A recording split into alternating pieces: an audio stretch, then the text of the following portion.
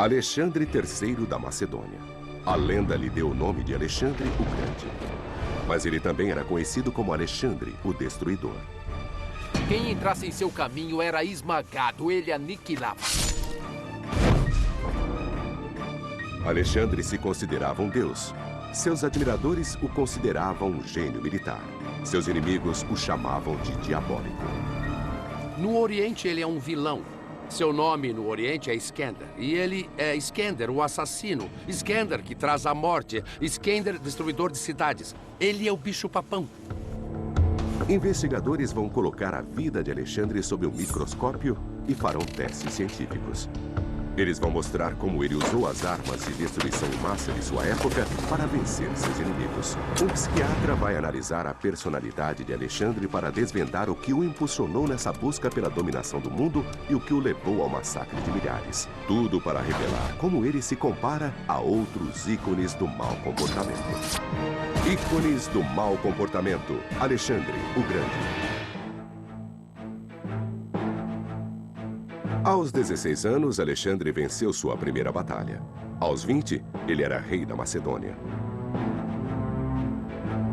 Aos 30, ele conquistou todo o mundo conhecido. Alexandre o Grande era claramente um tirano apressado que agia fora das regras normais de moralidade. Mas o que o motivou a fazer isso não é nada claro. Bem, eu vou ver se Alexandre era um gênio militar, se era patologicamente obcecado por si mesmo ou se era apenas um psicopata. O psiquiatra David Maló vai examinar aspectos-chave da personalidade de Alexandre e posicioná-lo em um gráfico do mau comportamento para revelar onde ele se encaixa entre outros tiranos da história de Calígula, Gengis Khan e Napoleão.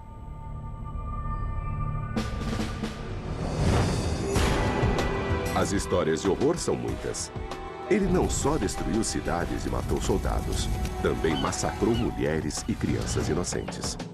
Se estivesse do lado oposto a Alexandre, essa poderia ter sido uma das experiências mais devastadoras de sua vida. Ele liderou seu exército numa marcha forçada pelo deserto e 25 mil homens morreram. Ele matou seu amigo mais próximo numa fúria alcoólica. Ele crucificou 2.000 homens que ousaram enfrentá-lo e pode ter ajudado no assassinato de seu próprio pai. É uma ficha devastadora. Mas o registro histórico é nebuloso. Fontes antigas apresentam diferentes Alexandres. General carismático, deus vivo, megalomaníaco, assassino psicótico. Quase todos os registros são baseados num texto chamado As Proezas de Alexandre, escrito durante sua vida por um historiador particular. Esse registro agora está perdido, mas esteve disponível para historiadores antigos que o usaram como fonte. E cada um tem seu próprio ponto de vista sobre a personalidade de Alexandre. Plutarco apresenta Alexandre como um líder carismático que leva a civilidade aos bárbaros. Cúrcio apresenta um retrato mais sinistro de um conquistador jovem e idealista que se tornou um ditador delirante. Mas é difícil entender quem Alexandre foi, porque eles escreveram 400 anos depois dos fatos. A caçada pelo verdadeiro Alexandre começa em sua infância. Grécia, Atenas, Pela. Ele nasceu em 356 a.C. na cidade de Pela, numa parte da Macedônia onde hoje ficam Grécia, Macedônia e Bulgária. Seu pai, o rei Filipe II da Macedônia, era um grande guerreiro, mas tinha um grave problema com o álcool. Ele estava constantemente longe em campanhas militares, deixando para trás suas 7 esposas e muitos filhos. Havia inclusive um rumor de que Alexandre seria ilegítimo. Mas Alexandre seguiu a carreira do pai como guerreiro formidável. Sob o comando de seu pai, o primeiro sucesso militar de Alexandre ocorreu aos 16 anos. Sua mãe, Olímpia, era exaltada, impulsiva e decidida a fazer o que fosse preciso para assegurar que o próximo rei da Macedônia fosse seu filho Alexandre. Ele era um filhinho da mamãe. Até o dia de sua morte, Alexandre escreveu várias cartas à sua mãe. E é verdade que ele era bem parecido com o pai. Eles foram reis, foram líderes militares, mas ele era mais próximo da mãe. Para o psiquiatra David Maló, não é nenhum mistério. A raiz do mau comportamento de Alexandre está em seus pais. Alexandre se espelhou no pai como um grande herói militar, apesar do pai ser completamente ausente. No entanto, a mãe estava em cena, dizendo que ele era especial, que ele devia realizar coisas grandiosas. Dramas da vida real agitam a família real quando, dentro do teatro de Virgínia, o rei Felipe é assassinado por um de seus seguranças, Pausanias.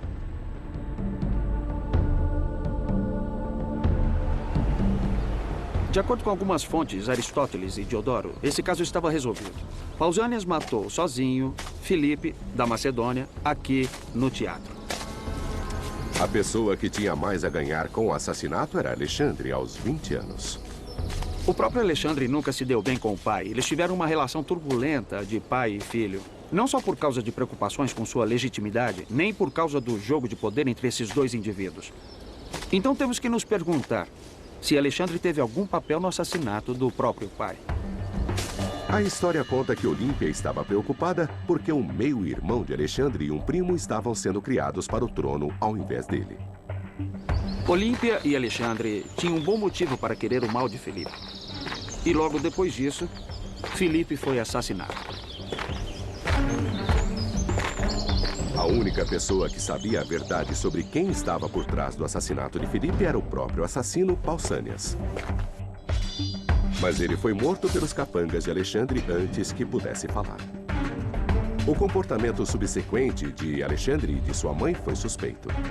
Ao invés de chorar a viuvez, ela homenageou o assassino do marido, colocando uma coroa no corpo de Pausanias. Alexandre fez o oposto. Apesar de odiar o pai, ele fez o papel de jovem em luto colocando ouro na tumba do pai. Mais ouro que qualquer outro rei macedônio antes dele. Parece que mãe e filho jogavam em todas as posições. A opulência de sua tumba, sua suntuosidade, fazem pensar.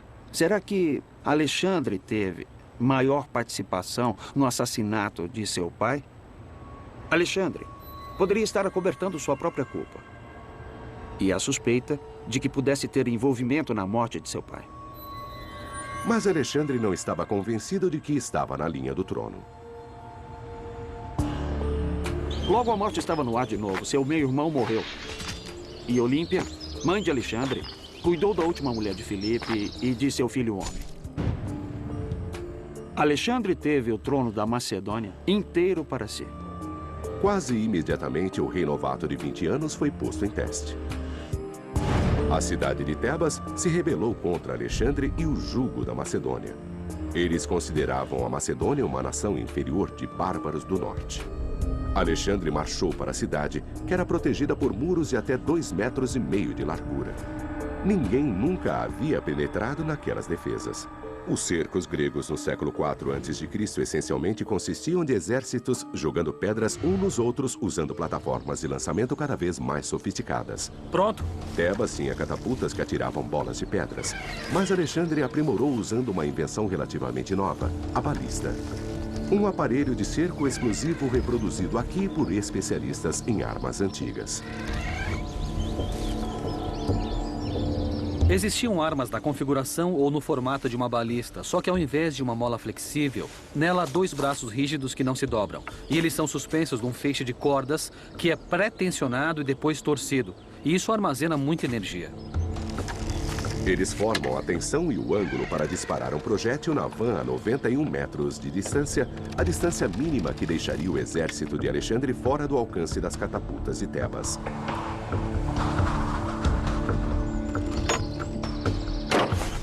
Mas Alexandre precisa de mais do que um golpe direto. Ele precisa de muitos no mesmo lugar para enfraquecer os muros de 2,5 metros de largura.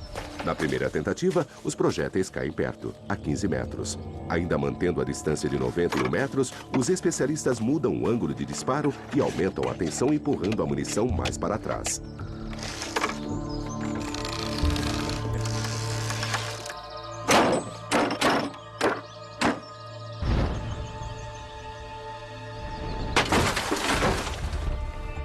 Opa, um golpe direto. Isso prova que os homens de Alexandre podiam operar a balista fora da linha de tiro das catapultas do inimigo.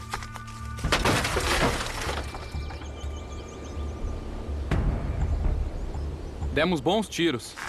Temos alguns golpes certeiros aqui. E certamente esse aqui foi o nosso melhor tiro. O que realmente demonstra o poder destrutivo disso é o fato de que toda a lateral da van ficou amassada. Isso pode fazer bastante estrago. A arma de Alexandre possibilitou que ele alcançasse além dos muros de Tebas, terminando para sempre com a proteção que as cidades tinham por trás de largos muros. Desse ponto em diante, não tinha mais para onde correr. Não havia lugar livre do exército de Alexandre. Mais de 6.000 pessoas em Tebas foram mortas. A cidade, um dia grandiosa, foi derrubada por um jovem recém-saído da adolescência. Não se deixe enganar pela imagem heróica. Por trás da beleza juvenil de Alexandre, basicamente era um Saddam Hussein. Num minuto ele era seu melhor amigo, no outro estava cortando sua cabeça. Então, quando a cidade de Tebas se rebelou, ele não só a puniu, ele a destruiu. Ele basicamente disse a todas as outras cidades gregas: me enfrentem e corram os riscos. E quer saber, funcionou. Em Tebas, 30.000 sobreviventes, inclusive mulheres e crianças, foram vendidos como escravos. Alexandre aterrorizou o resto da Grécia para submetê-la. Ela nunca mais se rebelaria contra Alexandre. Agora, ele estava pronto para aterrorizar todo o mundo conhecido. Alexandre o Grande, aos 20 anos, destruiu a cidade rebelde de Tebas. Agora ele planejava uma campanha militar que nem seu pai realizou. Ele estava prestes a tomar o poderoso Império Persa. A cabeça de ponte da grande invasão de Alexandre foi a cidade de Troia, cenário de lendárias batalhas entre gregos e troianos. Troia. Para Alexandre, era uma peregrinação. Ele foi criado ouvindo histórias sobre guerreiros gregos, principalmente do super-herói Aquiles.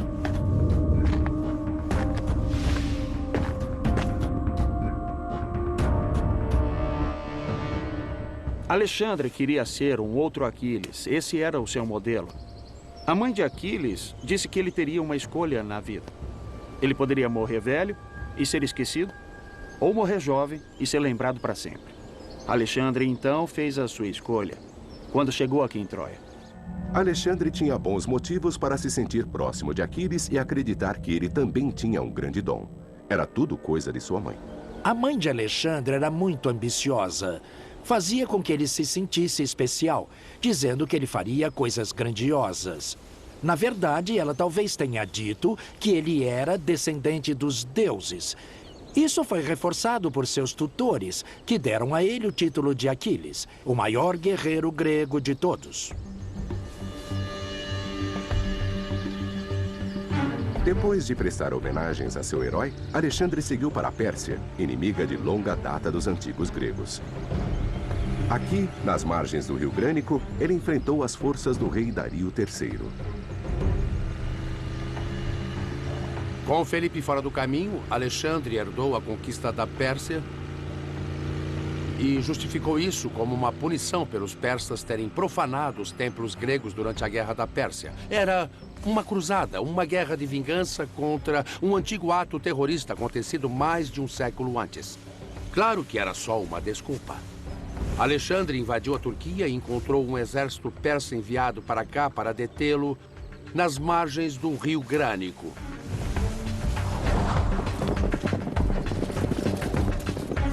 E essa foi a primeira vez que Alexandre venceu em seu estilo típico.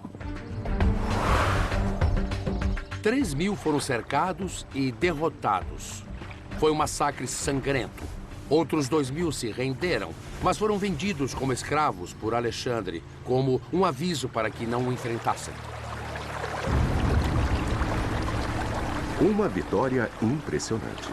De acordo com fontes, Alexandre perdeu menos de 200 homens e fortaleceu a crença de que seria o novo Aquiles.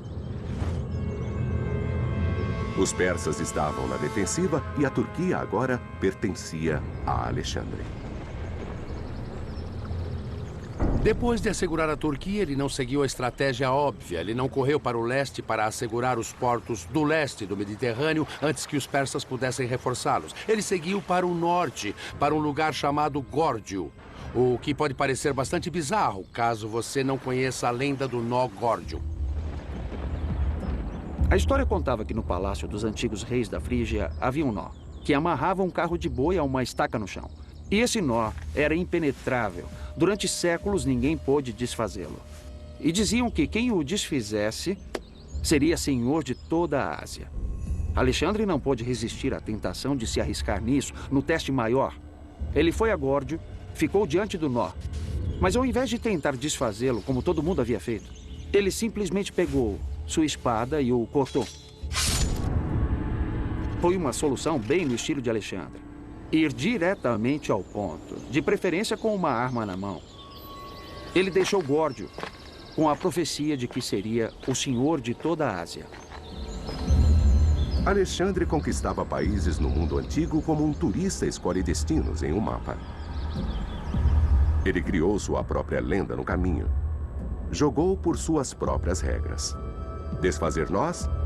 Isso era pra gente pequena. É como mentir para entrar em Harvard. Só que depois você diz a todo mundo que aquilo era legítimo e foi uma maneira nova de entrar. Alexandre precisava de evidências continuadas de que ele era especial e quase divino. Alexandre foi bem sucedido na divulgação de sua lenda. A imagem dele de herói bonito, constituído como um deus, sobrevive até hoje. Sua verdadeira aparência física talvez não fosse a de um deus. Uma teoria diz que ele sofria de uma deformidade da coluna chamada de escoliose, porque muitas de suas estátuas são viradas de lado. Fontes antigas também escreveram que ele era 10 centímetros mais baixo que a média dos homens, tendo, portanto, 1,70 m de altura. Mas o que Alexandre possuía, mais que altura ou aparência, era uma enorme autoconfiança. A adoração de sua mãe ajudou, assim como seu autoproclamado destino divino. Juntos, esses atributos o levaram ao fim do mundo para depois voltar. 332 a.C. Alexandre o Grande venceu os persas no que é hoje a Turquia. Agora ele buscava sua próxima conquista. Ele almejava a cidade fortificada de Tiro, numa ilha a 800 metros da atual costa do Líbano. Tiro. Atacar a ilha de Tiro era quase suicídio. Essa era uma cidade que não podia ser vencida. Você tinha que se aproximar de barcos e atacar aqueles muros imensos. Era impossível. Mas assim como mostrou com o nó Górdio, impossível não era uma palavra aceita por Alexandre. Alexandre mudava as regras. Ele criou uma estrada do continente para a ilha para que ela não ficasse mais isolada. Agora ela fazia parte da costa. A estrada permitiu que Alexandre disparasse suas temidas balistas. Elas atacavam a cidade e o resultado era terrível. Alexandre invadiu a cidade, matou 8.000 cidadãos e crucificou 2.000 soldados inimigos nesta praia. A brutalidade de Alexandre, estuprando mulheres e matando todos os prisioneiros, repercutiu em toda a Ásia. E o medo e o choque psicológico fizeram com que várias cidades imediatamente abrissem seus portões e se submetessem a Alexandre, para não encararem a derrota e a morte. A mensagem era clara: não mexam com Alexandre. Para Alexandre, Tiro foi a confirmação de seu destino como Deus. A Ásia agora pertencia a ele, como dizia a profecia. Alexandre continuava a acreditar que era especial. Quando alguém tentava resistir, ele encarava isso como uma afronta pessoal. Ele não somente derrotava, mas também massacrava. Isso também servia como exemplo para o resto do mundo. Grécia, Turquia, Síria, Líbano, Israel, Egito. Depois de lutar por 3 anos, o Império de Alexandre cobria 647.000 quilômetros quadrados, 5 vezes o tamanho da Grécia moderna. Ele tinha apenas 23 anos. O próximo na sua lista era o Egito. Tomados pela Pérsia, os egípcios receberam Alexandre como um libertador. Livres do controle persa, eles o coroaram faraó. Para Alexandre, o Egito tinha uma atração especial. Ele lidera um seleto grupo de homens numa misteriosa expedição até um oásis distante no deserto.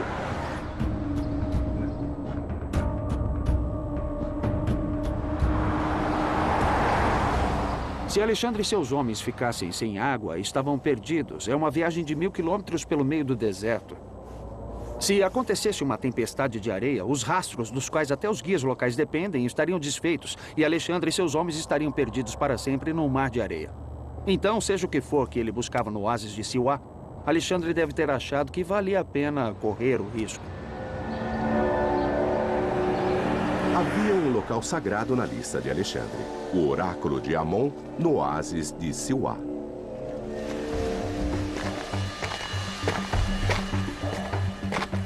Como para qualquer viajante do deserto, deve ter sido um momento mágico e revigorante para Alexandre ver as intermináveis areias amareladas do deserto substituídas pela água azul e o verde das palmeiras no oásis. Alexandre não veio aqui pela paisagem. Ele estava em busca de respostas. O oráculo era um lugar onde os antigos consultavam os deuses por via do sacerdote residente. Primeiro, Alexandre decidiu acabar com qualquer rumor de que estava envolvido no assassinato de seu pai. Ele perguntou ao sacerdote se o culpado foi punido. O sacerdote disse que sim. Caso encerrado. Então, se pensarmos no possível envolvimento de Alexandre na morte de seu pai e da necessidade de constantemente se livrar dessas acusações aos olhos do público, então essa viagem até Siwa para fazer essa pergunta passa a fazer mais sentido.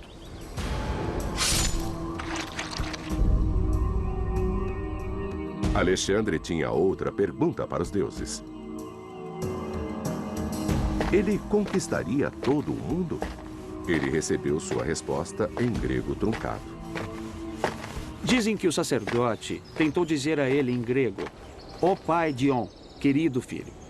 Mas seu grego não era muito bom, e ao invés disso ele teria dito, "Ó pai Dios, filho de um deus." Então, Alexandre saiu de Siwa não só homem, mas acreditando ser um deus. Alexandre ouvia o que queria ouvir e acreditava no que queria acreditar. Seu ego não conhecia limites. O incidente no templo deve ter sido música para os seus ouvidos. Ele alimentou seu narcisismo, alimentou aquela imensa vaidade. Alexandre tinha uma necessidade de ser especial e único. Ele já tinha feito muitas coisas, mas queria ampliar essa ideia de que era único para o mundo ao seu redor. Agora, Alexandre estava convencido de que era um deus. O oráculo havia dito. Era hora de testar seus novos poderes no antigo inimigo. No mesmo ano em que Alexandre foi até o oráculo de Siwa, ele enfrentou novamente o rei persa Dário em uma batalha num lugar chamado Gaugamela. Corria a notícia de que o rei Dario tinha reunido um exército de 250 mil homens, 5 vezes maior que o de Alexandre. Mas Alexandre não se desconcertou. Ele aproveitou a oportunidade para guerrear com seu inimigo pelo reinado da Ásia e para encerrar a questão de uma vez por todas. Em outubro de 331 a.C., o embate entre Alexandre e os persas aconteceu em Gaugamela, hoje norte do Iraque. A história conta que, apesar de ter 5 vezes menos homens, Alexandre manobrou sua força com habilidade excepcional. Ele liderou pessoalmente sua pouca cavalaria até que abrissem um buraco nas linhas inimigas em um momento crítico.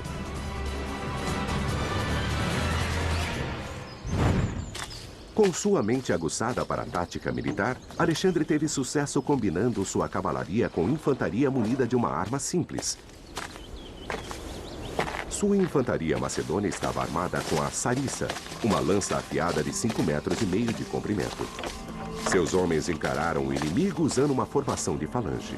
Uma equipe vai testar o sucesso da sarissa na formação de falange. Nesse agrupamento, as longas lanças levadas por todos os homens, até mesmo os que ficam 4 fileiras atrás, são armas eficazes. Isso tem uma vantagem, comparado ao estilo de luta só com os homens da frente. Uma fileira de cada vez. É uma disputa e tanto, porque os únicos que poderiam usá-las eram os homens da frente, enquanto eles têm fileiras de caras com suas lanças perto de mim. Todos os meus colegas têm lanças assim. Eu tenho que passar por um de cada vez. Mas você vê que parece que estou diante de um ouriço. Essa tática dá a Alexandre uma maneira de igualar a situação para seu exército em menor número. Os especialistas também querem testar uma teoria controversa de que a formação apertada das sariças poderia desviar flechas. Fardos de feno representando os soldados macedônios são colocados atrás da proteção de uma floresta de sariças. Mas isso funciona? Parece mesmo que as flechas são desviadas. Você ouve o som quando elas atingem uma sariça. Só uma inspeção de perto vai dizer ao certo. Há um macedônio morto aqui. Algumas flechas foram desviadas, mas 80% passaram. A teoria da muralha impenetrável de lanças de Alexandre não resiste ao teste. Mas a genialidade militar de Alexandre é suficiente. O exército macedônio estava, sem dúvidas, no seu melhor período. Nada se igualava. Com Alexandre no comando, ele nunca perdeu uma batalha. Academias militares estudam suas táticas até hoje. O Pentágono editou uma monografia com um capítulo inteiro dedicado às táticas de Alexandre. Depois da Batalha de Gaugamela, a resistência persa desmoronou. Alexandre era o governante inconteste da Pérsia. Ele era, sem dúvidas, o homem mais poderoso do mundo. Mas o poder subiu à sua cabeça. Ele acabaria pagando o preço por sua arrogância. Alexandre o Grande, em campanha constante havia 5 anos. Comandava o império mais extenso que o mundo já tinha visto. Ele tinha apenas 25 anos. Líbano, Síria, Iraque, Gaugamela, Babilônia. Depois de esmagar os persas, ele entrou em triunfo na Babilônia. A cidade correu para cumprimentá-lo. Sacerdotes e oficiais foram encontrá-lo. Seu caminho estava coberto de flores. Ofereceram presentes a ele. Entregaram a cidade, a cidadela e o tesouro em suas mãos. E logo os babilônios também coroariam Alexandre, o rei do universo. Não satisfeito, Alexandre marchou para Persépolis, onde os reis persas mantinham seus tesouros. Ele saqueou 180 mil talentos de ouro e prata, o equivalente a mais de 4 bilhões de dólares hoje. Alexandre era um conquistador em série. Mas, como seu pai, ele bebia demais. E como seu pai, era um péssimo bêbado.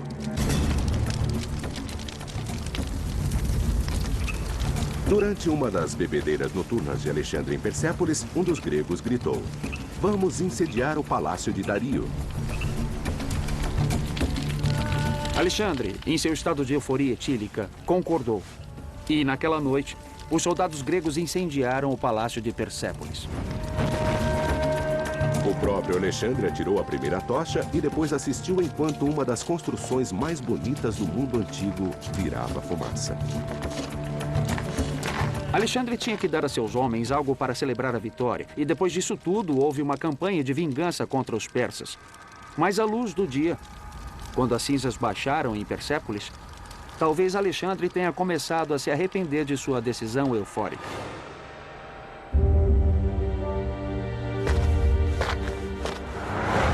Para muitos dos leais soldados de Alexandre, a grande aventura começava a perder a graça.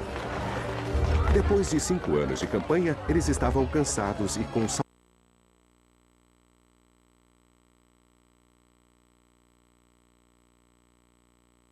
Alexandre começava a adotar alguns desses costumes. E seus homens não gostaram disso. Alexandre começou a recrutar os persas para seu exército. Começou a convidá-los para sua corte. Depois fez o impensável. Começou a se tornar um nativo.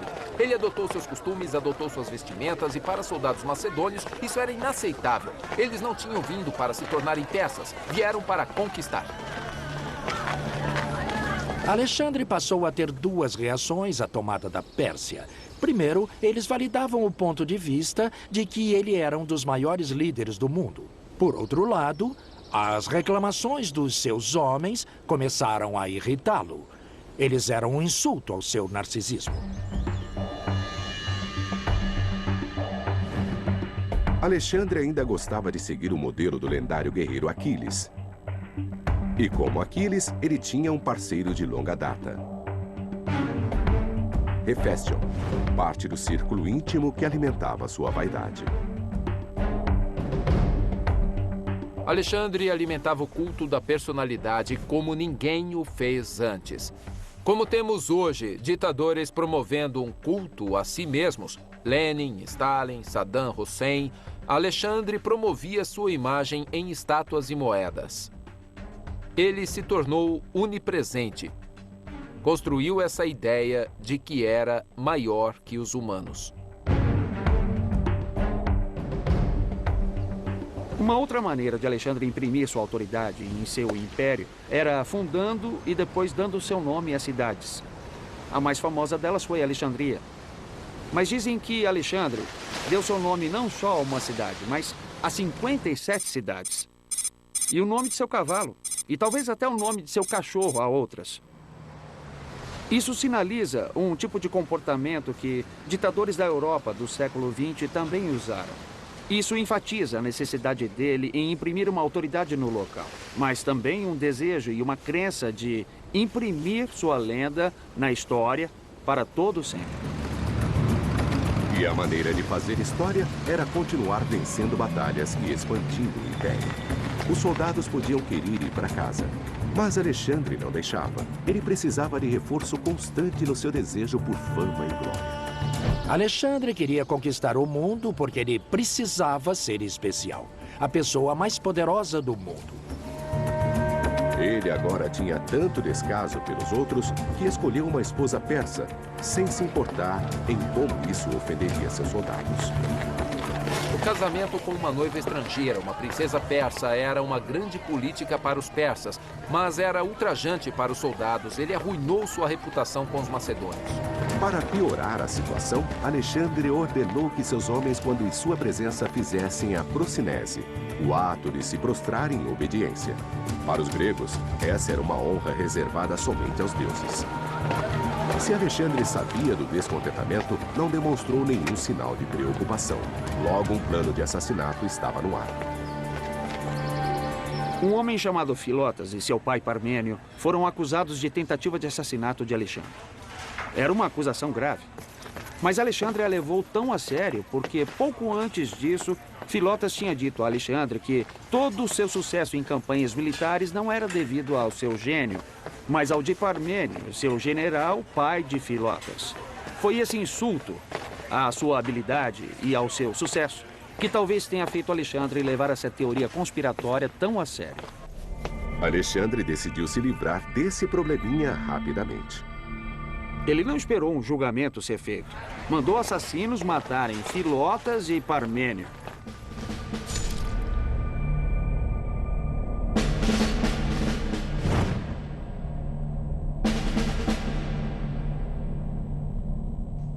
Parmênio foi leal tenente de Alexandre por muitos anos. A capacidade de Alexandre de matá-lo tão friamente mostra claramente todo o seu comportamento psicopata. Mas era só o início. Outros assassinos estavam à espreita. Apenas 2 anos depois, a mesma coisa aconteceu. Um amigo de Alexandre se excedeu e logo foi acusado de tentativa de assassinato. E ao invés de matar, foi morto. Alexandre ficava cada vez mais paranoico. O grande começava a perder a noção.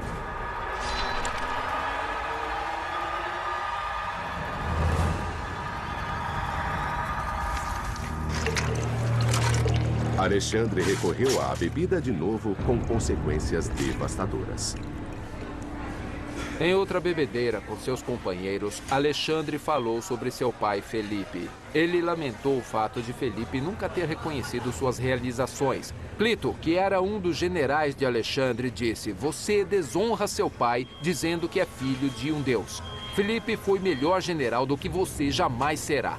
Enfurecido, Alexandre pegou uma lança e avançou em Clito, matando-o instantaneamente. De acordo com fontes, Alexandre se encheu de remorso. Ele tentou se matar com uma lança e teve que ser contido. Clito era um dos amigos mais antigos de Alexandre. A tentativa de suicídio e a reclusão em sua tenda por 3 dias podiam ser uma dramatização inteligente, algo para satisfazer as tropas, mas pareceu ser algo muito sentido. Houve remorso. Esse foi um crime de paixão e exasperação cometido pelo álcool. Agora os planos de assassinato vinham rápida e furiosamente. O mundo de Alexandre se desenredava e o poder escapava de suas mãos.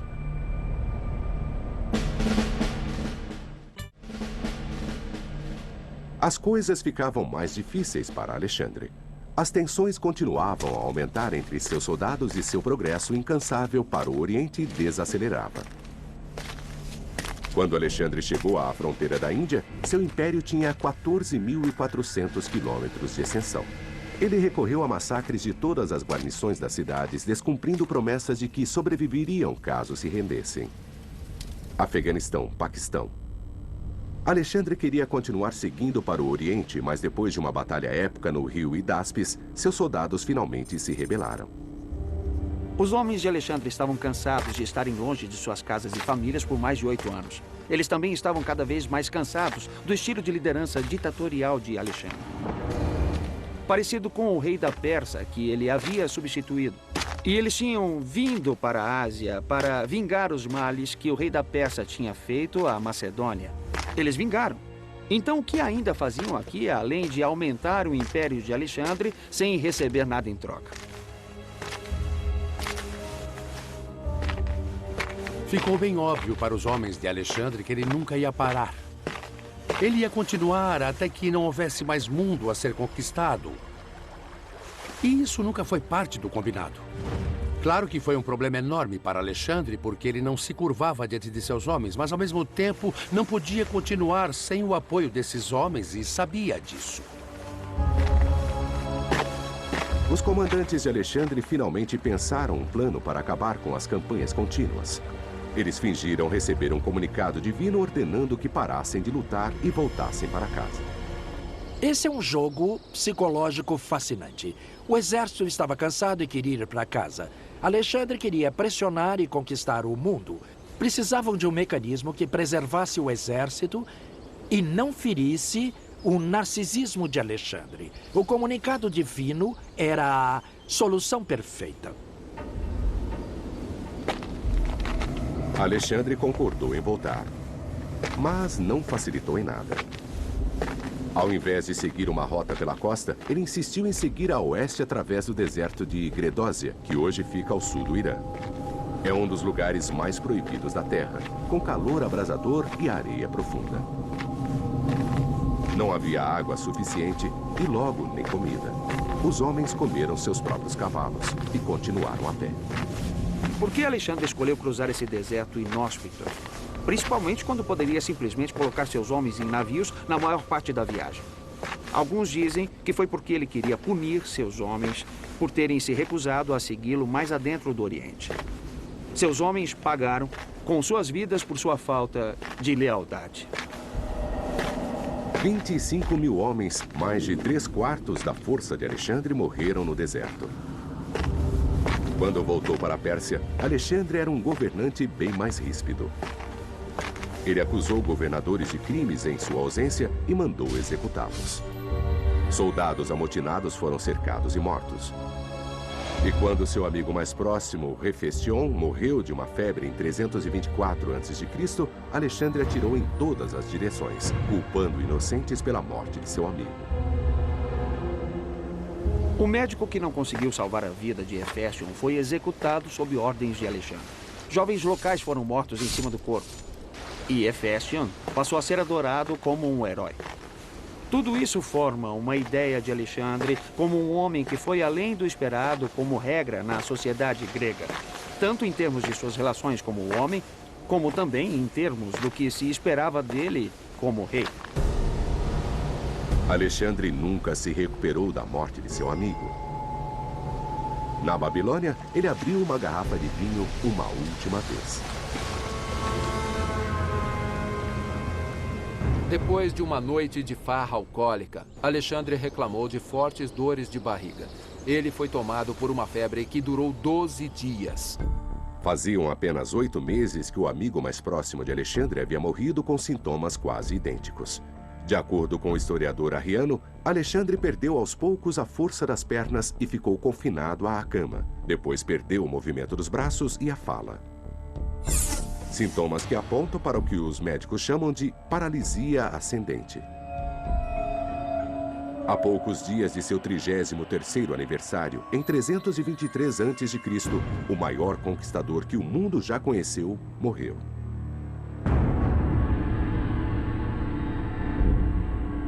O médico da emergência, Dr. Rahim Valani, explica a causa da morte de Alexandre.